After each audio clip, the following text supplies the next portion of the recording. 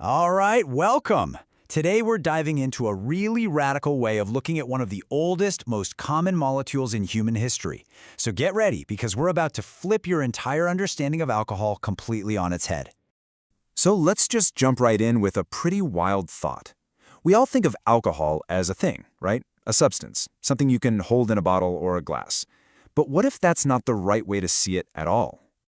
What if, instead of being a static object, alcohol is actually a process, a nonstop, self-consuming cycle, where the end is always the beginning, and the beginning is always the end, a loop?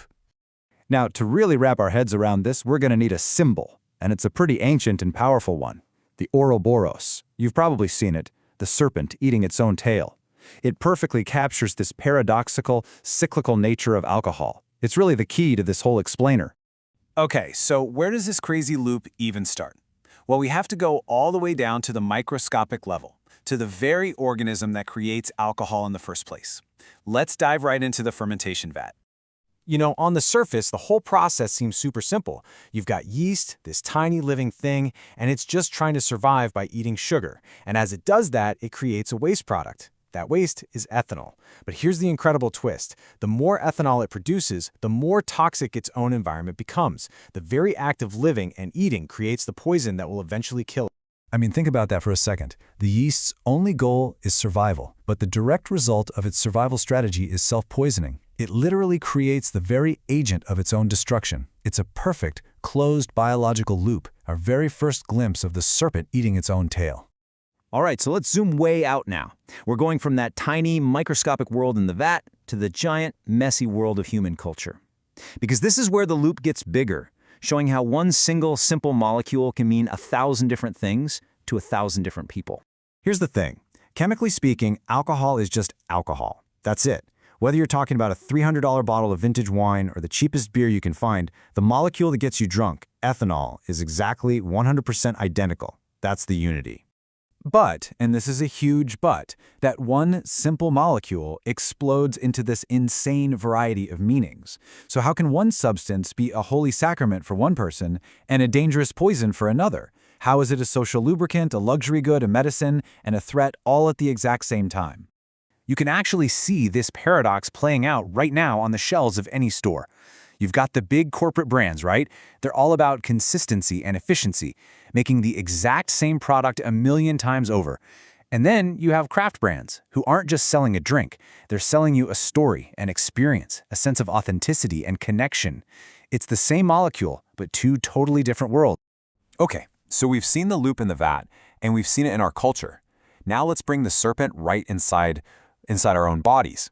Because when we drink, our biology starts to create that very same self-consuming loop. It's like a civil war starts inside the brain. The key to understanding this is something called opponent process theory. See, your brain is obsessed with one thing, balance. It's called homeostasis. So when alcohol comes in and acts as a depressant, making you relaxed, your brain doesn't just sit there, it fights back. It starts ramping up its own alerting, stimulating systems to counteract the alcohol and get back to normal. And this is where that loop gets really dangerous and starts to close in on itself. At first, you might drink to chase a feeling of pleasure, right? To get that high. But over time, your brain gets so good at fighting back, at turning up its own internal alert signals, that when the alcohol wears off, you're left in this horrible, overstimulated, anxious state. Pretty soon, the motivation flips. You're not chasing pleasure anymore. You're just drinking to escape the pain of your brain's overcorrection. The serpent is eating its tail, right inside your own head.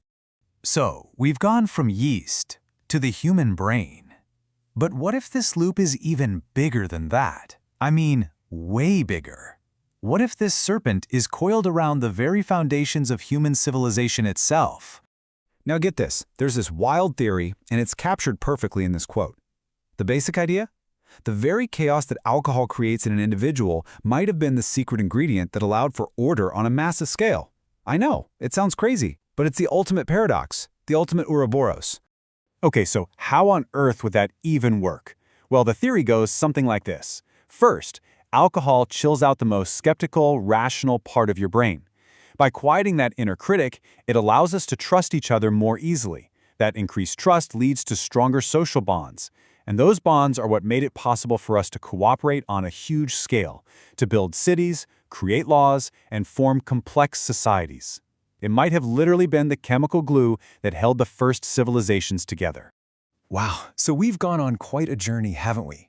From a single yeast cell to the human brain, all the way to the dawn of civilization. So let's try to pull all of this together by getting back to that central theme, the paradox. And to do that, we need one last concept from the ancient Greeks. It turns out the ancient Greeks had the perfect word for this entire concept. They called it a pharmakon. A pharmakon is something that is both a poison and a cure at the exact same time. And the key here is that those two things, the poison and the remedy, they're inseparable. You can't have one without the other. They are two sides of the exact same coin. And honestly, is there a better word for alcohol? So what's the big takeaway from all of this? It's that we've been asking the wrong question. The whole debate of is alcohol good or is it bad, it completely misses the point. Alcohol isn't a thing you can just label good or bad. It's a dynamic looping process. It's a biological, a neurological, and a social Ouroboros, constantly consuming and recreating itself at every level. And that leaves us with one final really big question. If alcohol truly is a pharmakon, if the serpent's head is the remedy and its tail is the poison, is it even possible to have one without the other? Can we, as individuals or as a society, ever truly get the remedy without the poison?